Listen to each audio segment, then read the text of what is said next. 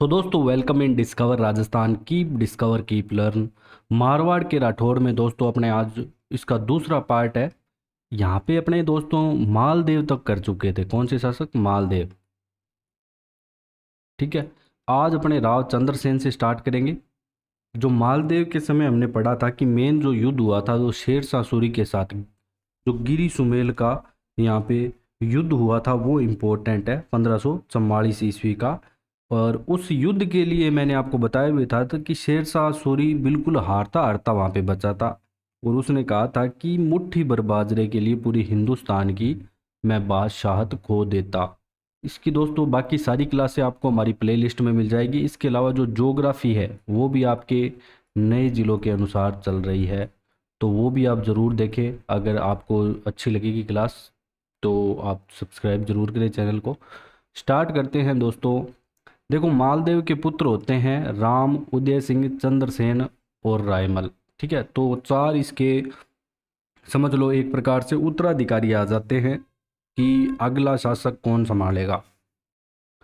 अब यहाँ पे दोस्तों राम और उदय सिंह है ना, ये क्या करते हैं, यहाँ पे चंद्रसेन पे हमला करने की कोशिश करते हैं। ठीक है, अब चंद्रसेन पे हमला कौन करने की कोशिश करते हैं तो ये सेना भेजकर इन दोनों को दबा देता है। अब ये दबाने पर यहाँ पे क्या है कि अ, ये राम है ना कहाँ चला जाता है, अकबर की शरण में चला जाता है, अकबर के पास चला जाता है कि भाई मेरे को ही बनाओ शासक। तो अब क्या कहानी होती है आगे अपने जानेंगे चंद्रसेन के बारे में। ठीक है, अब यहाँ पे दोस्तों इस चक्कर में क्या है कि अकबर इसको साथ सेना भेज के 1564 में जोधपुर पे अधिकार कर लेता है अकबर। देखो, जो चंद्रसेन है सबसे पहले ये जानो कि इसे मारवाड़ का प्रताप कहते हैं, प्रताप का अग्रगामी, क्योंकि इसने मुगल अधीनता स्वीकार नहीं की, जंगलों में भटकता रहा, ये भी महाराणा प्रताप की तरह। प्रताप का पथ प्रदर्शक, भूला बिसरा राजा अगर पूछे तो कौन आएगा? चंद्रसेन। ठीक है, ये याद रखना, बहुत बार एग्जाम में आ चुका है। राव चंद्रसेन, मारवाड़ का प्रताप, प्रताप का अग्रगामी, प्रताप का पथ प्रदर्शक, भूला बिसरा राजा। भद्राजुण और सिवाना में रहकर मुगल सेना का दोस्तों ये सामना करता है। ठीक है, पहाड़ों में चला जाता है। अब इसके बारे में देखते हैं कि सबसे पहले देखो क्या हुआ कि यहाँ पे अकबर था, ये क्या है कि हुसैन कुली खां को भेजता है जोधपुर पे आक्रमण करने। ठीक है, यहाँ पे जोधपुर के शासक होते हैं चंद्रसेन। तो यहाँ पे इसने आक्रमण करके अधिकार कर लिया अकबर ने, तो जो चंद्रसेन ये चले गए भद्राजुण। तो आपके एग्जाम में ये भी पूछा गया है कि जोधपुर से फिर कहाँ चले गए? भद्राजुण। ठीक है, फिर इसके बाद है ना इन्हें उम्मीद लगी कि 1570 में जब अकबर ने नागौर दरबार बनाया लगाया था तो यहाँ भी अपना हो जाएगा कुछ, लेकिन इन्होंने मुगल अधीनता यहाँ पे स्वीकार नहीं की किसी भी प्रकार से। और ये जो अकबर था इसके जो भाई है चंद्रसेन के, राम और उदय सिंह, उनके साथ था। ठीक है, मेनली तो अब ये जो मेन काम है अपना भद्राचून और सिवाना में रह के ही संभाल रहे थे, और पहाड़ों में चले गए बाद में अंत में ये। ठीक है, और पहाड़ों में भटकते भटकते ही दोस्तों इनका 1581 में देहांत भी हो जाता है चंद्रसेन का। ठीक है, इसके बाद भी आक्रमण करने की कोशिश की गई। देखो 74 में जलाल खां आक्रमण करता है। अब ये भद्राचून से अगर आपसे आगे पूछ ले कहाँ चले गए? सिवाना। ठीक है, सिवाना से रामपुरा के पहाड़ों में चले गए। इसके अलावा दोस्तों फिर 77-78 में भी आक्रमण करने की या इन्हें बंदी बनाने की कोशिश की गई। शाहबाज का और राय सिंह सब ने, इनके सारे भाई इसके अपोजिट हो गए थे, लेकिन फिर भी ये हाथ में नहीं आए किसी के। और 11 जनवरी 1581 को इनका देहांत हो गया। अब नेक्स्ट जो उत्तराधिकारी आएगा दोस्तों वो आएगा मोटा राजा उदय सिंह। अब ये ध्यान रखना, जो मारवाड़ का कौन सा शासक है जो अकबर की अधीनता स्वीकार कर लेता है प्रथम शासक, तो मोटा राजा उदय सिंह ही आएगा। ठीक है, अब इससे पहले ध्यान रखना कि 1581 से 83 के मध्य है ना, मारवाड़ क्या था? खालसा था। खालसा होना मतलब सीधा आपकी केंद्र के पास पावर थी। ठीक है, जैसे अपने राष्ट्रपति शासन लगा देते हैं वैसे ही, तो केंद्र के अधीन था।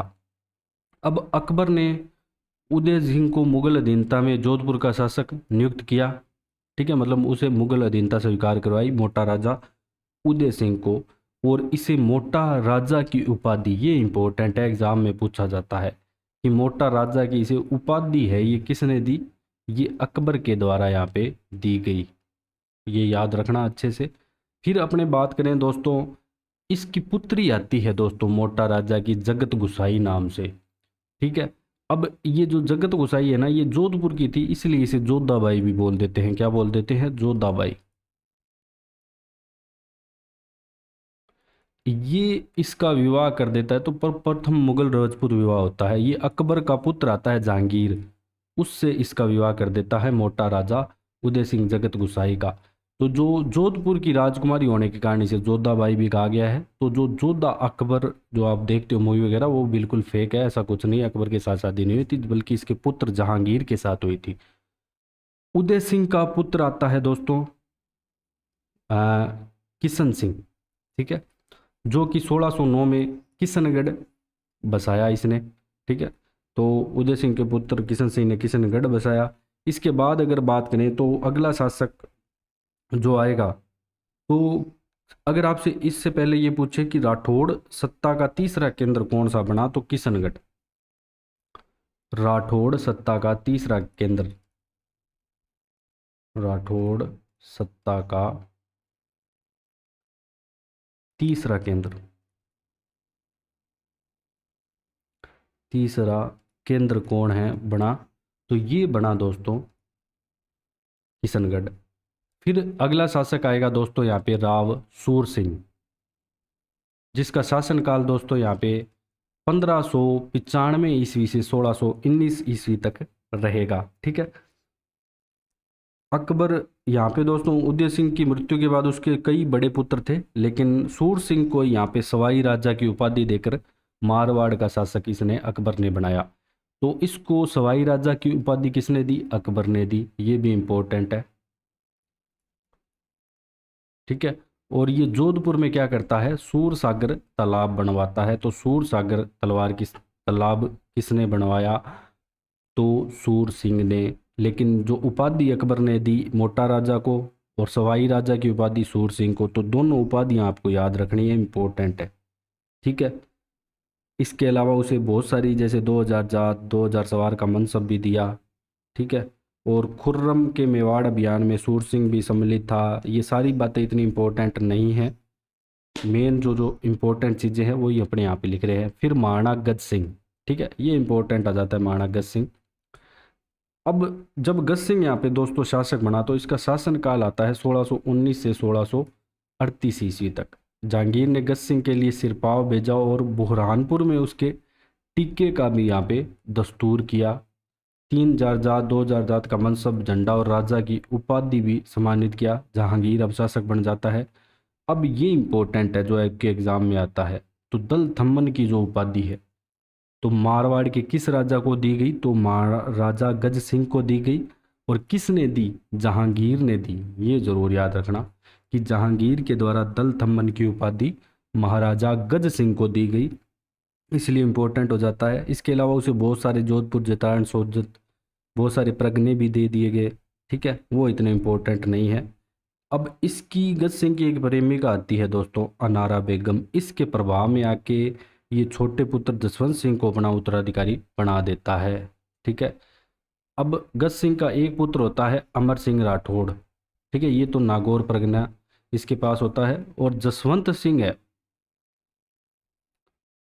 ये दोस्तों किससे उत्पन्न पुत्र है? इसकी प्रेमिका है अनारा बेगम।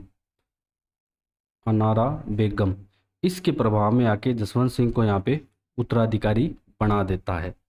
अब जसवंत सिंह जो प्रथम है उत्तराधिकारी बनेगा। अब जो एक घटना आती है उससे पहले दोस्तों अमर सिंह राठौड़ के बारे में, शाहजहां का सेनापति आता है। ठीक है। शाहजहां का सेनापति आता है सलावत खां। तो ये क्या है कि एक बार इन्हें जो आगरा है, अब आगरा में यहाँ पे क्या है कि इसके सेनापति से इसकी थोड़ी कोई अनबन हो जाती है। तो एक वार से ये ना कटार के इससे हत्या कर देता है। तो इसलिए अमर सिंह राठौड़ को क्या कहते हैं? कटार का धनी भी कहते हैं। ठीक है। अब जो अमर सिंह राठौड़ है, इनकी हत्या किसके द्वारा? इनके साले द्वारा ही कर दी जाती है, धोखे से। अमर सिंह राठौड़ की, जिनको नागौर परगना दे दिया था शाहजहां ने, नागौर परगना। ठीक है।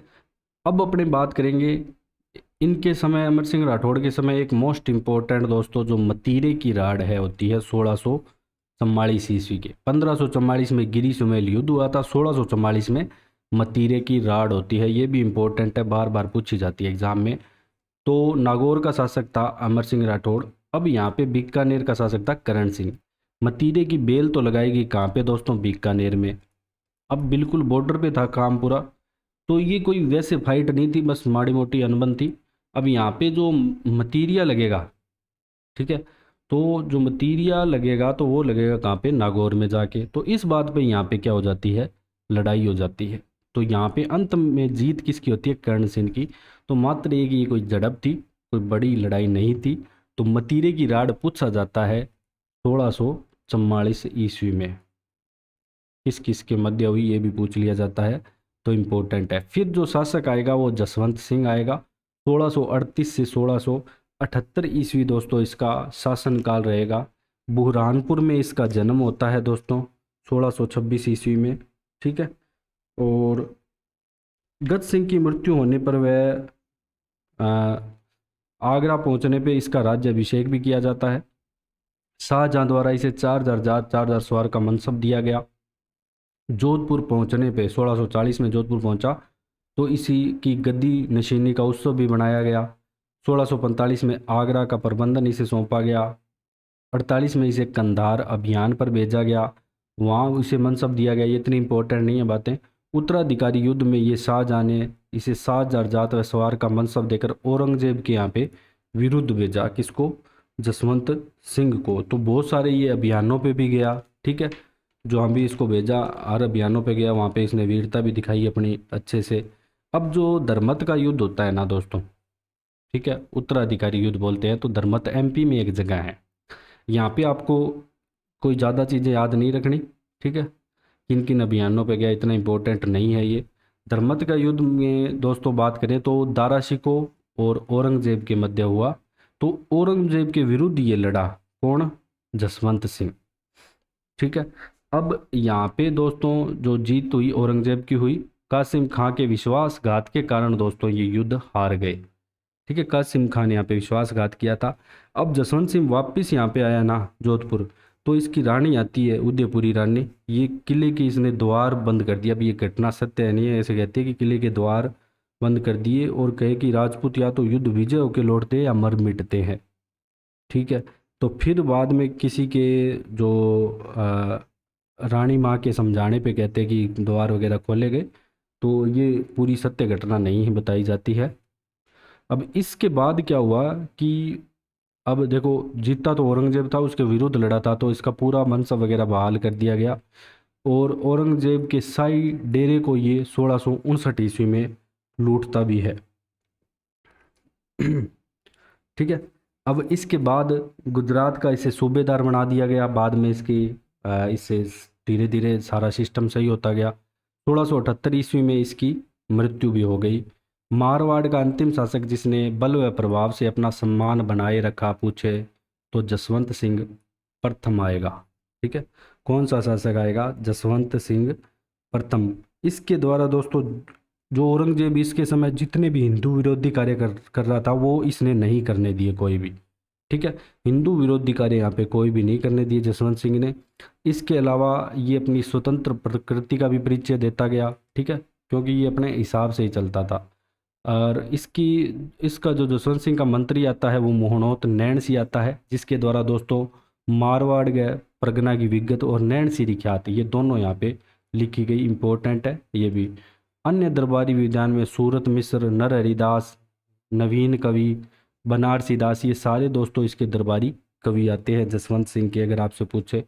फिर और इसके द्वारा जो ग्रंथ लिखे गए अपरोक्ष सिद्धांत सार और भाषा भूषण, ये दोनों जसवंत सिंह के द्वारा लिखे गए। दलपत मिश्र जिसकी रचना जसवंत विलास आती है, ये भी इसी के समय का है। निर्माण कार्य इंपॉर्टेंट है, ठीक है, ये ज़्यादा इंपॉर्टेंट है जसवंत सिंह के समय का निर्माण कार्य। बाकी तो मुगल अभियान चल रहे थे, उसमें इतना नहीं आएगा आपके एग्जाम में। यहाँ पे जसवंत सिंह की दोस्तों रानी आती है अतिरंगदे, ये बनवाती है यहाँ पे जाना सागर तलवार जोधपुर में, ठीक है। और इसके अलावा शेखावत जी का तालाब, पत्नी जसवंत दे यहाँ पे राई का बाग, कल्याण सागर जो आपका रातानाडा में है, तो इनके द्वारा बनवाया गया। तो ये जो निर्माण कार्य है ये ज़्यादा इम्पोर्टेंट होता है, इसको आपको याद रखना है अच्छे से, ठीक है। फिर अगला शासक आएगा दोस्तों, वो आएगा अजीत सिंह, महाराजा अजीत सिंह, जो कि 1679 से 1724 ईस्वी तक इसका शासनकाल रहता है। अब जसवंत सिंह की मृत्यु के बाद, ये इसका जन्म तो लाहौर में ही हुआ था, अब इसको औरंगजेब ने क्या किया था, कैद कर लिया था या बंदी बना लिया था, ठीक है। अब इसको है ना दुर्गादास राठौड़ और वाघेली महिला, जिसे गोरादाय, ये इंपॉर्टेंट है, जिसे मारवाड़ की पन्नादाय भी कहा जाता है। क्या कहा जाता है इसे? मारवाड़ की पन्नादाय, वाघेली महिला या गोरादाय को। तो इनके द्वारा दोस्तों मदद से छुड़वाया गया और कालिंदी गांव सिरोही में जयदेव पुरोहित के पास इसकी सुरक्षा में भेज दिया गया, मुकुंदास खिच्ची के पास बाद में आगे, ठीक है। सुरक्षा ये मुकुंदास खिच्ची कर रहा था। अब यहाँ से असुरक्षा महसूस हुई तो ये मेवाड़ चले गए राज सिंह के यहाँ। फिर 1707 में यहाँ पे जोधपुर पे अधिकार कर लिया गया। अजीत सिंह ने दोस्तों यहाँ पे ध्यान रखना, इसकी पुत्री आती है इंद्र कौरी, इसका विवाह किया किससे? फरूख सियर से, हिंदू और मुस्लिम दोनों विधियों के द्वारा, ठीक है, दोनों विधियों में किया। निर्माण कार्य की बात करें तो जोधपुर में फतेह महल, मून लायक व घनश्याम मंदिर का निर्माण, ये निर्माण कार्य किसके द्वारा करवाया गया? अजीत सिंह के द्वारा करवाया गया। और इसके द्वारा जो ग्रंथ लिखे गए, दुर्गा पाठ, भाषा और गुण सागर, ये इसके द्वारा लिखे गए प्रमुख ग्रंथ आते हैं। अब नेक्स्ट जो शासक आएगा दोस्तों वो अभय सिंह आएगा, क्योंकि जो अजीत सिंह है, अब ये जो अजीत सिंह है ना, इसके पुत्र होते हैं दो। कौन कौन? एक तो होता है अभय सिंह, एक होता है बख्त सिंह। अब ये क्या है कि दोस्तों अभय सिंह इसे कहता है, अभय सिंह के कहने पे बख्त सिंह अपने पिता को मार देता है, तो इसलिए बख्त सिंह क्या हो गया? पितृहंता शासक। तो बख्त सिंह क्या हो गया? पितृहंता शासक हो जाएगा। अभय सिंह के कहने पर बख्त सिंह ने हत्या कर दी, किसकी? अपने पिता की।